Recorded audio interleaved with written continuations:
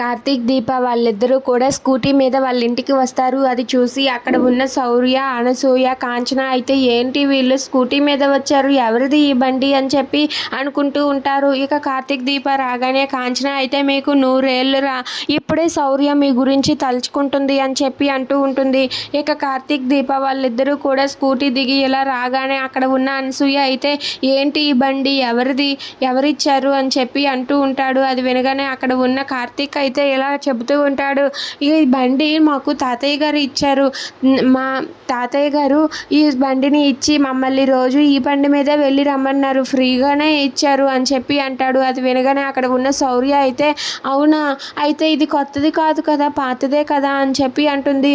పాతదేనమ్మా, కానీ వాళ్ళే పెట్రోల్ ఛార్జీలు కూడా వాళ్ళే భరిస్తారంట అని చెప్పి అంటూ ఉంటాడు. అది వినగానే అక్కడ ఉన్న అనసూయ, కాంచన ఏం మాట్లాడుతున్నావు బాబు నువ్వు, అసలు తాతయ్య గారు నీకెందుకు ఇచ్చారు అని చెప్పి అంటూ ఉంటారు.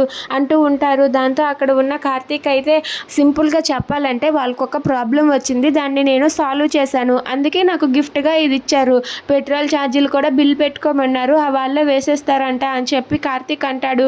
అది వినగానే అక్కడ ఉన్న కాంచన, శౌర్య, అనసూయ అయితే చాలా సంతోషిస్తారు. ఇక కార్తీక్ అయితే దీప భుజం మీద చెయ్యి వేసి ఇలా అంటూ ఉంటాడు, రేపటి నుండి ఇదిగో ఈ రాజావారు, రాణివారు ఈ బండి మీద వెళ్తూ ఉంటారు అని చెప్పి అంటాడు. అది వినగానే శౌర్య అయితే నాన్న మీ ఇద్దరికి ఒక ఫోటో తీసుకుంటాను నాన్న అని చెప్పి అంటుంది. ఇక కార్తీక్ అయితే దీప భుజం మీద చెయ్యి వేసి, స్కూటీ మీద చెయ్యి వేసి తనైతే నిలబడతాడు.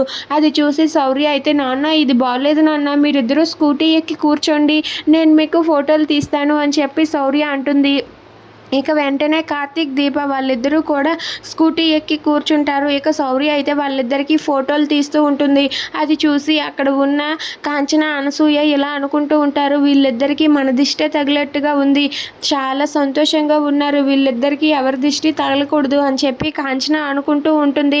ఇక అక్కడ ఉన్న శౌర్య వాళ్ళ అమ్మ నాన్న వాళ్ళిద్దరికీ కూడా అలా స్కూటీ మీద ఉంటే ఫోటోలు తీస్తూ ఉంటుంది. అది చూసి అక్కడ ఉన్న దీప, కార్తీక్ వాళ్ళిద్దరూ కూడా చాలా సంతోషిస్తారు.